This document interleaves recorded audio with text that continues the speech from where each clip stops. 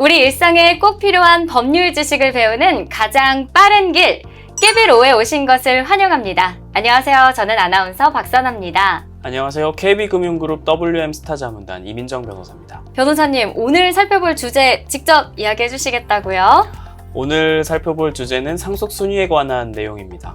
네, 그렇다면 필요성에 대해서 좀 알아봐야 될 것 같습니다. 상속순위 왜 알아야 되나요? 먼저 자주 나오는 용어부터 간단히 설명드리면요. 민법에서는 상속을 받는 사람을 상속인이라고 하고 재산을 남기고 돌아가신 분을 피상속인이라고 합니다. 그리고 피상속인의 사망을 상속의 개시라고 말하는데요. 상속이 개시될 때 상속인이 한 명뿐이라면 상속순위 문제가 발생하지 않겠지만 상속인 자격을 가진 사람이 여러 명일 때는 누가 상속인이 되는지가 중요한 문제가 될 수 있겠습니다.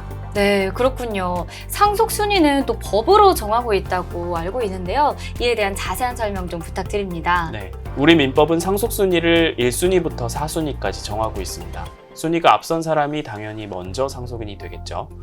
1순위는 직계비속, 2순위는 직계존속, 3순위는 형제자매, 4순위는 사촌 이내의 반계혈족입니다.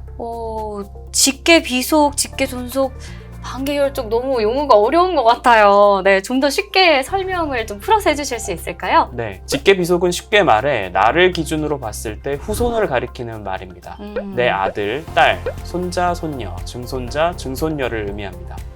직계비속 안에서도 촌수가 가까운 직계비속이 먼저 상속인이 됩니다. 그에 반해 직계존속은 나를 기준으로 윗대 선친, 조상을 의미하는데요.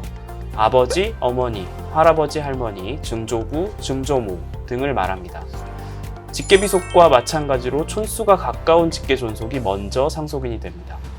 그 다음으로 형제자매의 의미는 잘 아실 텐데요. 다만 여기서의 형제자매는 아버지가 같고 어머니는 다르거나 반대로 어머니는 같지만 아버지가 다른 형제자매들도 모두 포함된다는 점을 유의해야 합니다.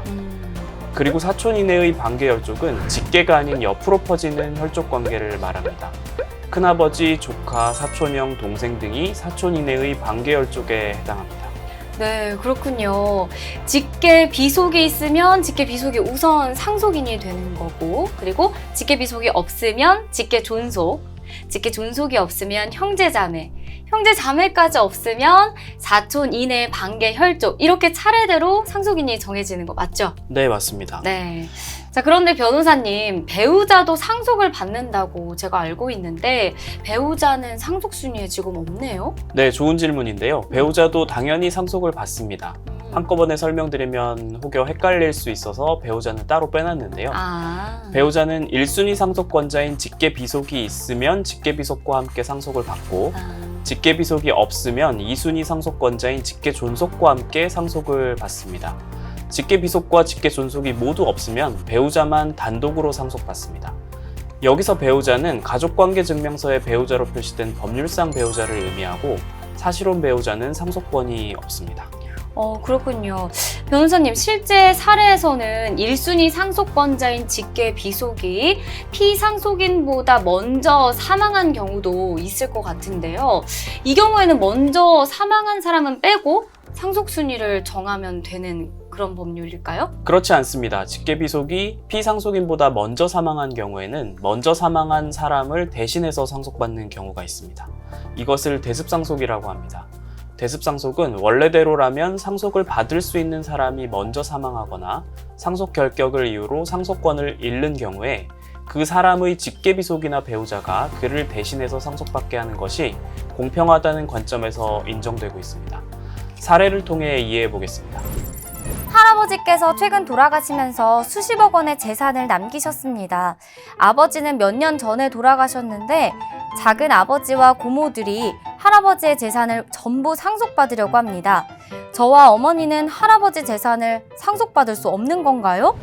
네, 이렇게 사례가 나왔는데 변호사님, 이런 사례 같은 경우에는 질문자와 어머니가 할아버지의 재산을 받을 수 있는 거예요? 피상속인의 직계비속이 먼저 사망했는데 같은 순위의 직계비속들이 상속인으로 남아있는 경우 그 사망한 직계비속의 배우자와 자녀는 대습상속을 받을 수 있습니다. 따라서 사례에서 질문자와 질문자의 어머니는 돌아가신 아버지의 상속분을 대신해서 상속을 받을 수 있겠습니다. 네, 그렇군요. 지난 시간에는 또 상속 포기에 관한 설명을 자세히 해주셨잖아요.